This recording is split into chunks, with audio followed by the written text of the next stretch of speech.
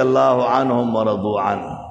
اللہ دے صحابہ ناراضی دی او دی دا اللہ ناراضی دی. صحابہ ټول صحابہ دی کلهم عدول. دا زمون د اهل سنت والجماعت عقیدہ صحابہ ټول عادلان او ټول جنتیان. ادنا صحابی دا اعلانا نمبر 1 صحابی ابو بکر صدیق رضی اللہ عنہ. او دا ټول نه ادنا صحابی هغه وحشی دی. دا ټول جنت ته ځي.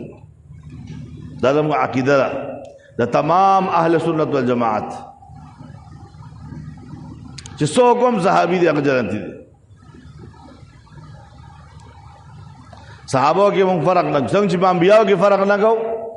هر نبی منو د آدم علیه السلام نه واله تر د محمد رسول الله باندې ټول انبیاو باندې زموږ ایمان دی. چا یو نبی باندې ایمان نه و بس هغه ایمان نشته. لا نفرق بین احد من رسله. دغه رنګ په صحابو کې د ابوبکر صدیق نه وای تر د وحشي پورې ټول صحابه کرام هغه ته وایي دا په ټول جنتیان.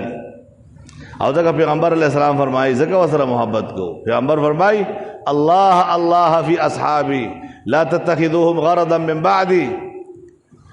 الله نو یریږي زمانہ صحابه مبارک دا د خپل اعتراضات او نشانی ما جوړوي. اور فرمائی فمن احبهم فبحبی احبهم. چاچی صحابہ سره محبت کو دے زما سره محبت ذکر ای سره محبت کی. ومن ابغضهم فببغض ابغضهم.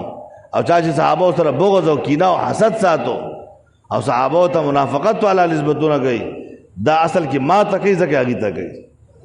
نو چې پیغمبر ته څوک د نسبتونه گئی دا غد ایمان ای د خپل ایمان خیر غواړي بیا